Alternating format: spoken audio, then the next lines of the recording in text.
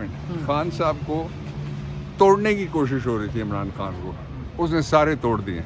अब जो भी निकलता है बाहर जाके कहता है साड़ी गल हो गई है, लोग उसको लंबा पा रहे हैं। अच्छा सर, नवाज शरीफ कहता है मैं झूठ नहीं बोलता। एक मिनट ये सब तो बड़ा झूठे ही है। दो मिनट अगर आज वैसे भी शेयर करने वाला है, नारो वाला आ रहा है, तुम भी शेयर करो, तीन हो गए। ये भी थे। तो खान साहब के केसेस का क्या मुस्तकबिल देख रहे हैं? खान साहब के केसेस का मुस्तकबिल क्या देख रहे हैं आप? खान साहब के केसेस सारे मजाक हैं, शदीद मजाक है, रियासती मजाक है और तारीख का बदनाम ज़माना तरीन मजाक है। इसलिए उनकी कोई न पहले बुकत थी और ना कुछ है। खान एक